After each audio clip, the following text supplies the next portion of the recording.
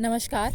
मैं कल अभी एक लेडीज़ फंक्शन था, वहाँ पे थी और मैं इनविटेशन आया हुआ था जैसा कि, और मैं वहाँ बैठे बैठे एनालिसिस कर रही थी कि आखिर चल क्या रहा है और क्यों चल रहा है। फंक्शन जैसा होना चाहिए था पुराने पारंपरिक तौर से, क्योंकि पुराने टाइम का फंक्शन था। नाम नहीं बोलूँगी मैं, रीज़न है कि फिर सब लोग उसको जज करने लगेंगे और रिलेट करने पड़ेंगे पर्टिकुलर लोगों से, तो जो सही नहीं होगा।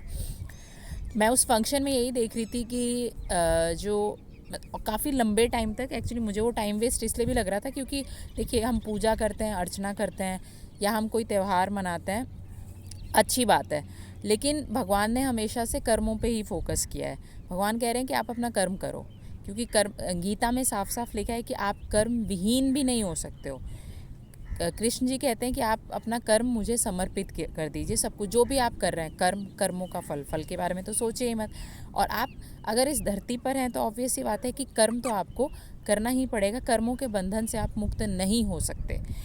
तो मैं वही सोचे जा रही थी उन लोगों को देख देख के, और क्योंकि आप जानते हैं कि मैं ओशो को पढ़ती हूँ, और ओशो कहते हैं, कंक्लूज़न पहले बता देती हूँ, ज़्यादा अच्छे से समझ आ जाएगा कि देखिए, पशु भी क्या करता है कि जैसे शेर है, वो हिरन को मारता है। क्यों मारता है? क्योंकि भाई अगर वो उसको नहीं मारेगा तो उसको भोजन प्राप्त नहीं होगा, और ऑब्वियसली अगर उसको खाना नहीं मिलेगा तो सर्वाइव नहीं कर पाएगा। इंसान भी यही कर रहा है। वो पैदा होता है, पढ़ता है, जॉब करता है, और मतलब वही मुझे जो लग रहा है, मेरा एनालिसिस कि उसने अलग क्या किया, उसने नया क्या किया उस पृथ्वी पर आके।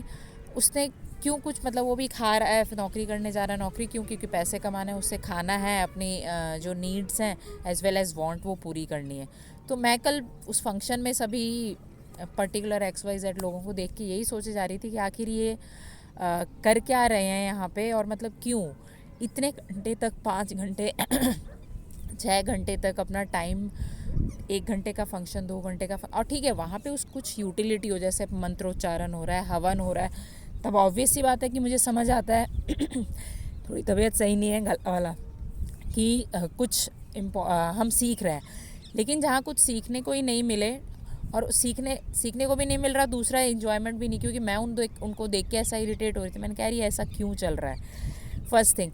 सेकेंड थिंग, जो मेरे दिमाग में बात हो रही थी मैरिड लेडीज़ को लेकर, जो स्पेशली जो मैरिड भी हैं और वर्किंग भी हैं, क्या कंक्लूज़न ये है, आप सबने सुना होगा, एक गंदी मछली सारे तालाब को गंदा कर देती है।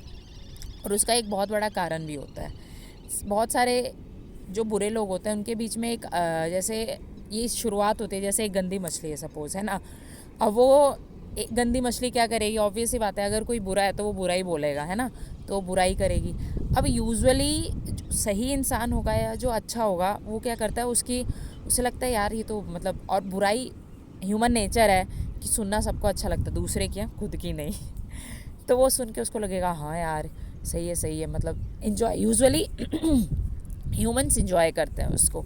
और उसके बाद एट द सेम टाइम इंसान ये सोचने लगता है, जो मेरा परसेप्शन है, कि मैं तो वैसा नहीं हूँ या मैं तो वैसी नहीं हूँ, तो वो एक आँखों पे, दिमाग पे एक ईगो का पर्दा पड़ जाता है, जिसको हटाना नामुमकिन सा है, शायद आज के दौर में तो और ज़्यादा, क्योंकि कहीं ना कहीं जब हम इंडियन कल्चर को छोड़ के वेस्टर्न कल्चर को फॉलो कर रहे हैं तो ये तो होना ही है।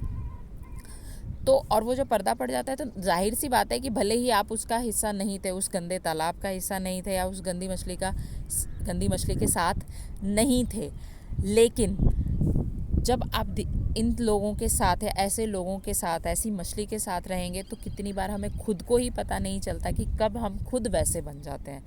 तो कोशिश कीजिए एनालिसिस करने की, और ऐसे परिस्थितियों से दूर रहने की। मतलब लिटरली कल मुझे लगा, मैंने कहा ऐसा क्यों, मतलब आपके पास कोई चीज़ होनी चाहिए जिसके लिए आप एनालिसिस कर सकें, और सबसे अच्छी बात है कि आप सीख सकें, इम्प्रूव कर सकें।